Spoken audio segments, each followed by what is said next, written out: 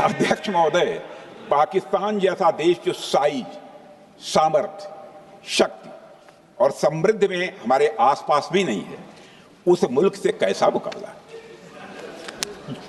जो मुल्क अपने अस्तित्व के लिए दूसरों पर आश्रित हो, उसके मुकाबले का मतलब है अपना स्तर कम करना। हमारी नीति है आतंकवाद के खिलाफ प्रभावी कार्रवाई करना। हमारा पाकिस्तान विरोध उनकी आतंकवाद की नीति के कारण है, इसलिए पाकिस्तान का हमारा विरोध है। अध्यक्ष महोदय, हम अगर शांति की आशा के लिए हाथ बढ़ाना जानते हैं तो अशांति फैलाने वाले हाथों को उखाड़ना भी जानते हैं। अध्यक्ष महोदय, अगर शांति के प्रयास करना हम जानते हैं तो दुष्टों को जो भाषा समझ में आए उसी भाषा में समझाना भी जानते हैं।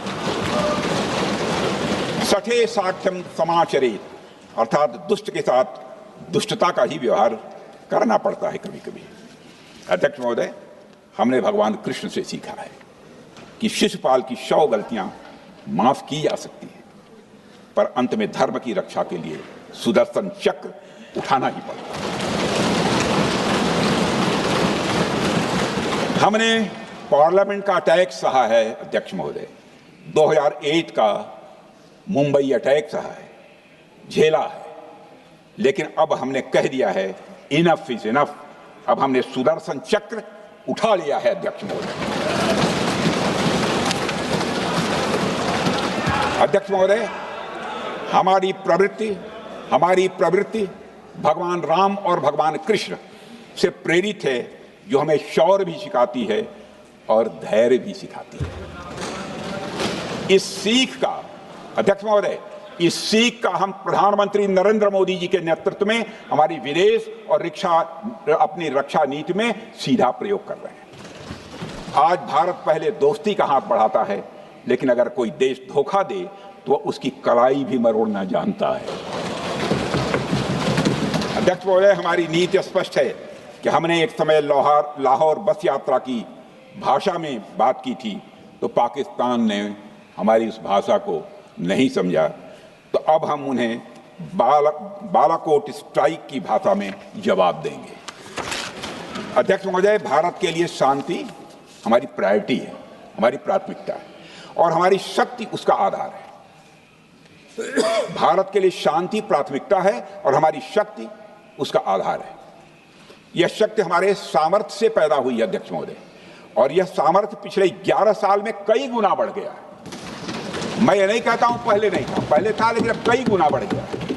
आज भारत विश्व की चौथी सबसे बड़ी अर्थव्यवस्था है और अभी आई मॉर्गन स्टैनली के रिपोर्ट के मुताबिक 2028 तक विश्व की तीसरी सबसे बड़ी अर्थव्यवस्था बनने की ओर भारत चल रहा है।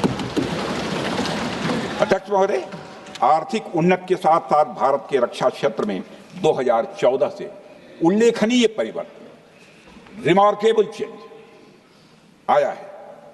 आज का भारत डिफेंस सेक्टर में आत्मनिर्भरता, सेल्फ रिलायंस और स्वदेशी उत्पादन की दिशा में तेजी से आगे बढ़ रहा है। अध्यक्ष महोदय, आज हम हर दृष्टि से समर्थ भी हैं और सक्षम भी हैं। अध्यक्ष महोदय, अब मैं सदन को यह भी जानकारी देना चाहता हूं, उसके बाद जब प्रश्न पूछा गया हमारे सारे चीफ से, सीडीएफ से, डिफेंस सेक्रेटरी से, क्या ऑपरेशन के लिए तैयार हैं, क्षण भर की देर नहीं लगाई, सबने बोला यस सर। अध्यक्ष महोदय, ऑपरेशन सिंदूर हमारे सामर्थ्य का ही प्रतीक था, जिसमें हमने दिखा दिया कि अगर कोई हमारे नागरिकों को मारेगा तो भारत चुप नहीं बैठेगा। भारत की आत्मरक्षा के लिए हमारा राजनीतिक तंत्र और नेतृत्व बिना किसी दबाव के काम करेगा। हमारी मिसाइल फिजिकल सीमाएं लांघेंगी अध्यक्ष महोदय, और हमारे वीर सैनिक दुश्मन की कमर तोड़ेंगे। अध्यक्ष महोदय, हम आतंकवाद को उसके हर रूप और स्वरूप में पूरी तरह समाप्त करने के लिए पूरी तरह से प्रतिबद्ध हैं, और इस संदर्भ में हमें एक महत्वपूर्ण बात समझनी होगी। Pakistan sponsored terrorism is not random madness, there is a method in this madness. यह एक सुनियोजित रणनीति है, यह एक फंडामेंटल रेज है। अध्यक्ष महोदय, प्रसिद्ध लेखक वीएस नायपाल ने सही कहा था, पाकिस्तान में होना एक ऐसी अल्टरनेट और कंट्रास्टिंग रियलिटी है, where war is peace, freedom is slavery, ignorance is strength. यानी यहां युद्ध ही शांति है, गुलामी ही स्वतंत्रता है और जिहालत यानी अज्ञानता ही ताकत है। अध्यक्ष महोदय, इसलिए पाकिस्तान द्वारा प्रायोजित आतंकवाद कोई पागलपन नहीं है। पाकिस्तान द्वारा प्रायोजित आतंकवाद कोई पागलपन नहीं है, यह एक सोची समझी साजिश का हिस्सा है। यह एक ऐसी प्रक्रिया है जो आतंक को एक पॉलिटिकल टूल की तरह इस्तेमाल करती है। यह सिर्फ आतंकवाद नहीं, यह एक टूल किट है, एक ऐसा टूल किट जिसे पाकिस्तान की सेना और उसकी एजेंसियां एक नीति की तरह अपनाए हुए हैं। This tool kit is in opposition to civilized code of conduct that the rest of the world prefers to abide by। यानी यह टूल किट उस सिविलाइज्ड कोड ऑफ कंडक्ट के खिलाफ है जिसे दुनिया का हर जिम्मेदार देश मानता है। अध्यक्ष महोदय, यह एक कट्टरपंथी सोच की उपज है जिसमें सहिष्णुता के लिए कोई जगह नहीं। हमारा पाकिस्तान के साथ कोई सीमा का संघर्ष नहीं है अध्यक्ष महोदय, बल्कि यह सभ्यता बनाम बर्बरता का संघर्ष है। सभ्यता बनाम बर्बरता का संघर्ष। पाकिस्तान के हुक्मरान जानते हैं कि उनके सैनिक युद्ध के मैदान में भारत से नहीं जीत सकते, इसलिए वे आतंक को पालते हैं, पालते ही नहीं उन्हें प्रशिक्षण देते हैं और फिर दुनिया के सामने खड़े होकर निर्दोष बनने की कोशिश करते हैं। अध्यक्ष महोदय, पाकिस्तान दोहरे मापदंड और झूठ की बुनियाद पर खड़ा हुआ एक ऐसा देश है जो अब फेल्ड स्टेट के तौर पर देखा जा रहा है। भारत ने ऑपरेशन सिंदूर के जरिए पूरी दुनिया को दिखा दिया है कि हम इस आतंकवाद के गंदे खेल को जड़ से एक समाप्त करने का संकल्प ले चुके हैं। अध्यक्ष महोदय, जब अटल जी प्रधानमंत्री थे तब पाकिस्तान के साथ कंबोजिट डायलॉग के लिए भारत की शर्त थी कि पाकिस्तान अपनी जमीन का प्रयोग भारत के खिलाफ टेररिज्म फैलाने के लिए नहीं करेगा। एक कंपोजिट डायलॉग के लिए भारत की शर्त थी, जिसे पाकिस्तान ने भी मान लिया था उसमें। लेकिन दुर्भाग्य से 2009 में शर्म शेख में तत्कालीन सरकार ने एक बड़ी भूल की, जब कंपोजिट डायलॉग प्रोसेस से पाकिस्तान प्रायोजित आतंकवाद को डीलिंक कर दिया गया।